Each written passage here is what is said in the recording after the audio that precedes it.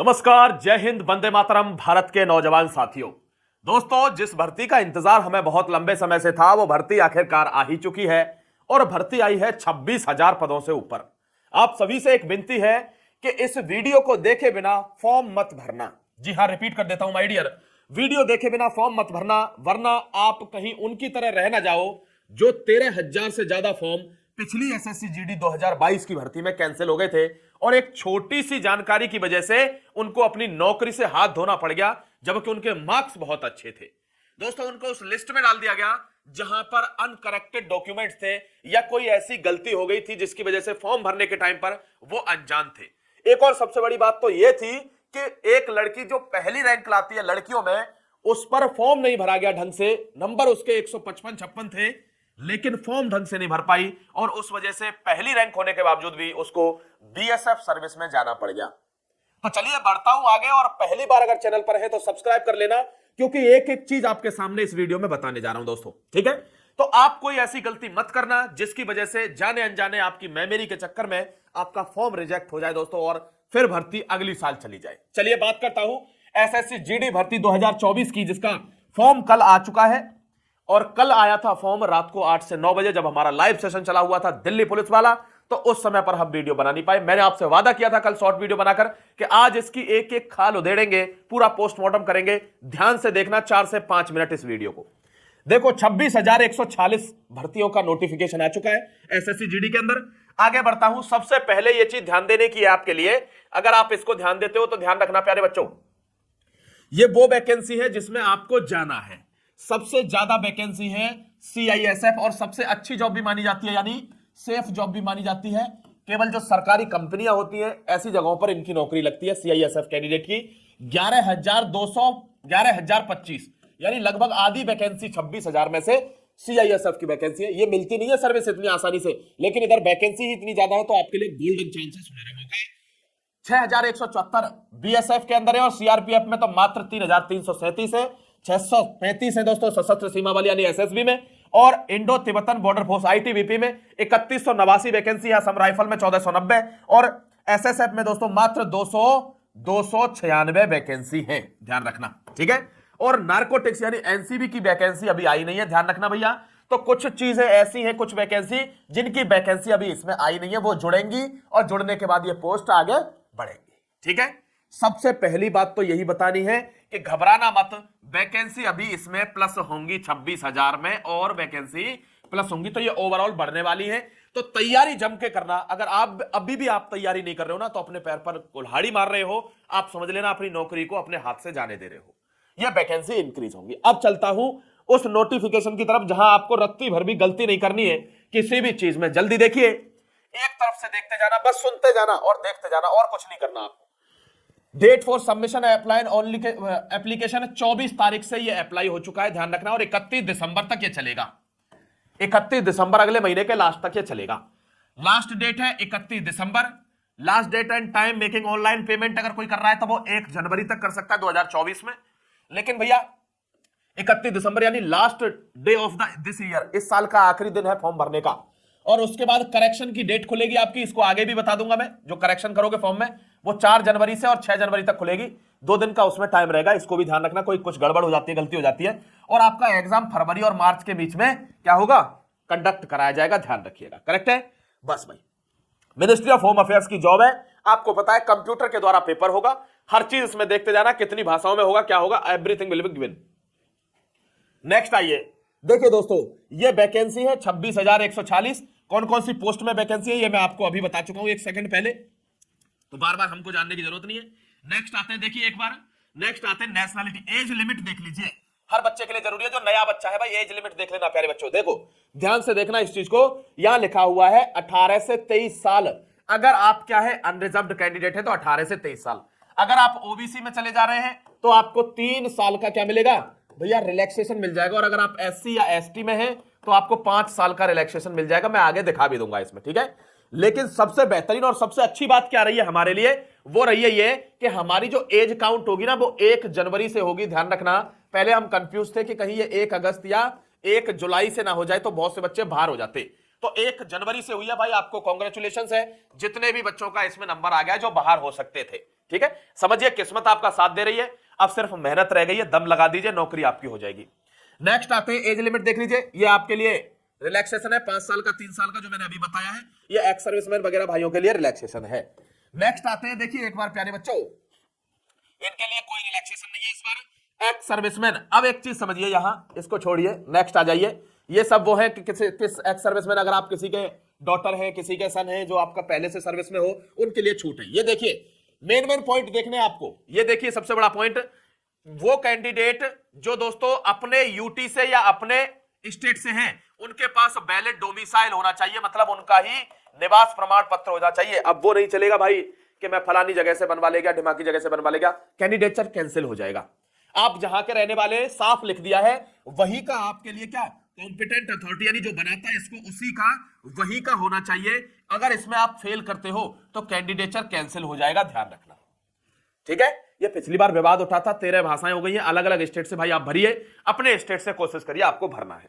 यहां देखिए आसाम में क्या है, आसाम के बारे में एक चीज दे रखी है कि आसाम में अभी डोमिसाइल या पीआर नहीं दिया जाता है, परमानेंट रेजिडेंस सर्टिफिकेट, तो वहां पीआरसी और डोमिसाइल नहीं दिया जा रहा है, तो भाई उनके लिए जो जिला दे रहा है, उनको यहां रहने का सबूत कि हाँ ये यहीं के निवासी हैं, बस उनको वही लेकर जाना है और कुछ नहीं लेकर जाना, आसाम वाले बच्चों के लिए, ठीक है प्यारे बच्चे। चलिए नेक्स्ट चलता हूं आगे, आगे देख लीजिए, ये सबसे इंपॉर्टेंट एक सेक्शन है आपके लिए। उसने कहा है कि पहले क्या होता था, जो ओपन यूनिवर्सिटीज होती थी, ओपन स्कूल होते थे, यानी डिस्टेंस लर्निंग जिसको बोलते हैं, दूर से पढ़ते थे, वे सभी पहले मतलब एप्लीकेबल नहीं होते थे, लेकिन अब वो यूनिवर्सिटी ग्रांट कमीशन के अंदर ले लिए गए हैं 1956 के अंदर, और उन्होंने कह दिया कि इन जगहों से भी अगर बच्चे ने कुछ किया हुआ है तो वो एक्सेप्ट कर लिया जाएगा। ध्यान रखना, पर्पज एजुकेशनल क्वालिफिकेशन, अगर आपने ग्रेजुएशन वगैरह करी हुई है, डिग्री वगैरह, देखो यहां लिखा हुआ है साफ, accordingly unless such degrees are recognized for the relevant period when the candidate required the qualification they will not be accepted for the, अगर आपने क्या किया NIOS वगैरह ये सब है, अगर आपकी हायर डिग्री है तो ठीक है, लेकिन आप कह रहे भाई मैंने स्कूलिंग ही ओपन लर्निंग से कर रखी है, स्कूलिंग ही डिस्टेंस से कर रखी है, तो वो एक्सेप्ट नहीं होंगे। वो किसकी तरफ से आया, यूजीसी की तरफ से, ये सीधा फरमान है, ठीक है। चलिए नेक्स्ट देख लेते हैं, आपको एनसीसी सर्टिफिकेट, बहुत बच्चे प्रश्न पूछते हैं इसका, पहले ही देख लो प्यारे बच्चों। एनसीसी में अगर आपका सी सर्टिफिकेट है तो आपको 5 नंबर मिलेंगे सी सर्टिफिकेट पर, अगर बी सर्टिफिकेट है आपको तो 3 नंबर मिल जाएंगे बी सर्टिफिकेट पर, और अगर ए सर्टिफिकेट है तो 2% मार्क्स मिलेंगे ए सर्टिफिकेट पर, ठीक है भैया, इतने नंबर आपको मिल जाएंगे, ठीक है, ये आपको ध्यान रखना है। और हां एक चीज बच्चे सबसे ज्यादा पूछते हैं कि सर ये बता दीजिए ये मार्क्स हमको कब मिलेंगे फाइनल मेरिट में। भाई आपका जब सीबीटी का रिजल्ट आता है प्यारे बच्चों, आपको आगे दिखा भी दूंगा, उसमें आपके एनसीसी के मार्क्स जुड़कर आ जाते हैं, ठीक है, ये मार्क्स आपके जुड़कर आ जाते हैं डायरेक्ट, तो ये भी आपको ध्यान रखना है। 5% of the maximum marks of the examination, 3% of the maximum marks, 2% of the maximum marks, ठीक है, मतलब 2%। अब आप कहेंगे सर 2% ऑफ द मैक्सिमम, आपको पता है 160 का पेपर है, कितने हैं 2% मिल रहे हैं एक एनसीसी के ए सर्टिफिकेट पे, तो 16 दूनी 32, मतलब लगभग 3.2 मार्क्स आपको यहां मिल जाएंगे, ठीक है, इतनी बात समझ गए। चलिए अब चलता हूं आगे, और आगे देख लेता हूं कितना है। हाउ टू अप्लाई, अभी इसको अलग से बता दूंगा, हाउ टू अप्लाई बस अभी इतना याद रखिए कि https://ssc.nic.in पर जाकर आपको यह फॉर्म भर देना है, बस इतना याद रखिए। एप्लीकेशन फीस कितनी है, 100 रुपए है, कितनी 100 रुपए है प्यारे बच्चों। और women candidates and candidates belonging to schedule caste, schedule tribes and ex serviceman eligible for reservation यानी are exempted from the payment fee. अगर कोई लड़की है, वुमेन कैंडिडेट है, एससी है, एसटी है या एक्स सर्विसमैन है, उनको कोई फीस नहीं भरनी, मतलब उनको 100 रुपए भी नहीं देने। अगर आप जनरल, ओबीसी और ईडब्ल्यूएस कैंडिडेट हैं तो आपको 100 रुपए भरने होंगे। मेरे को आज तक एक किस्सा समझ में नहीं आया है कि ईडब्ल्यूएस का मतलब है इकोनॉमिकली वीकर सेक्शन। अब जिसके पास पैसा नहीं है तभी तो आपने उसको ईडब्ल्यूएस बनाया है, तो फिर उससे पैसे क्यों लेते हो भैया, जनरल ओबीसी से लो ना, ईडब्ल्यूएस वाले से पैसे बराबर ले रहे जनरल के, फिर क्या फायदा उसको देने का है, पैसों में फ्री करो ना उनको, नंबर तो वो फिर भी लाएंगे लेकिन पैसे।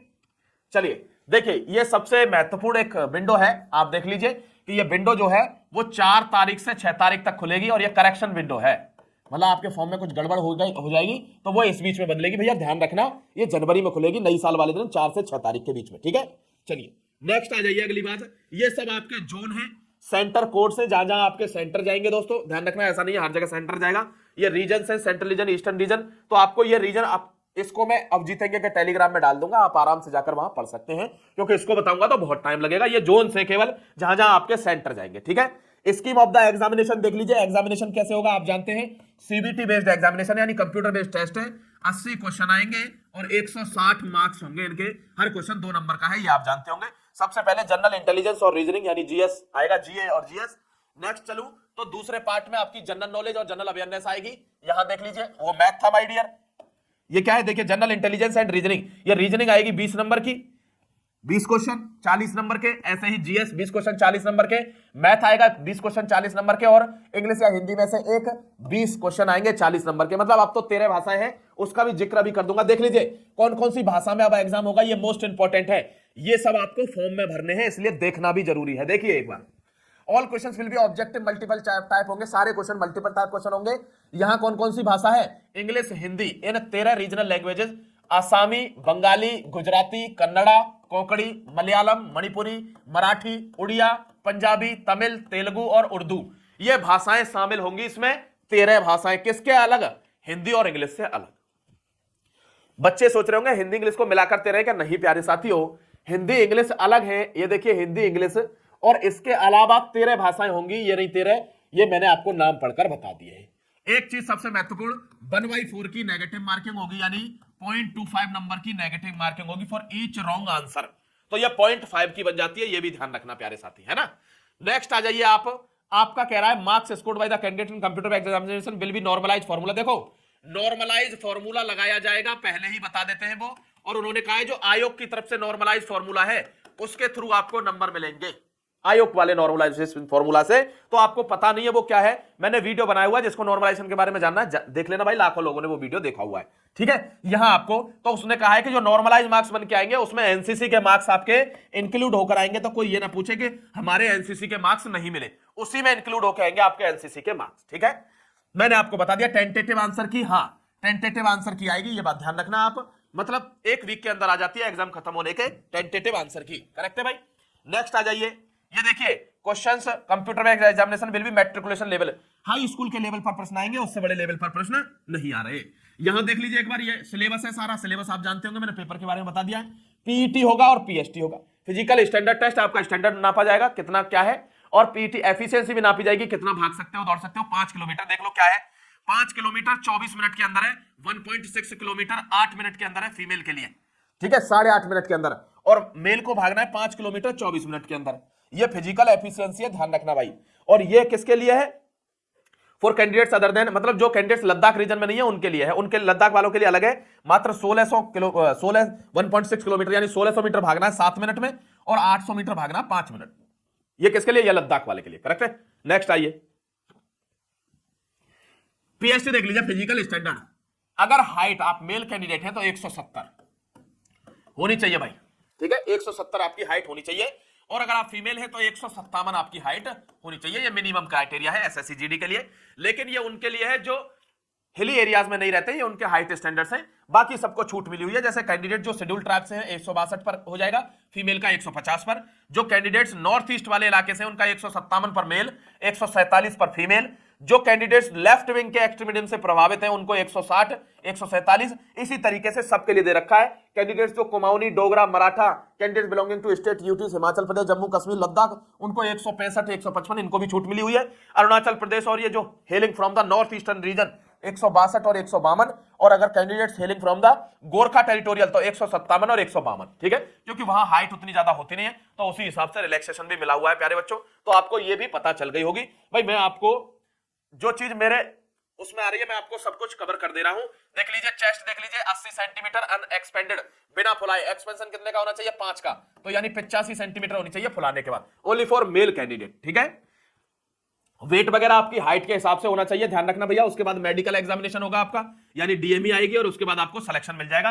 ये आपका पूरा प्रोसीजर है, देख लीजिए एक बार। देखो एक दो चीजें देख लो, बहुत से बच्चे पूछते हैं सर डॉक्यूमेंट्स बता दीजिए, क्या डॉक्यूमेंट्स लगेंगे एसएससी का फॉर्म भरने के लिए। देखो यहां पर डॉक्यूमेंट आपको सबसे पहले यहां लिख रहा है कि 2 passport size recent colour photographs होने चाहिए, और ओरिजिनल वैलिड आईडी प्रूफ रहना चाहिए जिसमें डेट ऑफ बर्थ भी मेंशन हो, ठीक है, डेट ऑफ बर्थ मेंशन होना चाहिए। बाकी आपको अगर डॉक्यूमेंट के बारे में जानना है, आधार कार्ड चाहिए, voter ID card, driving licence, PAN card, passport, ID card issued by the university college, employer ID card government PSU से issued, ex serviceman discharge book होनी चाहिए, any other photo bearing identity card issued by central government, तो आपको चाहिए, correct है। ये सारी चीजें आपके पास होनी चाहिए भैया, ये डॉक्यूमेंट लगते हैं इसमें, ये आप ध्यान रखना।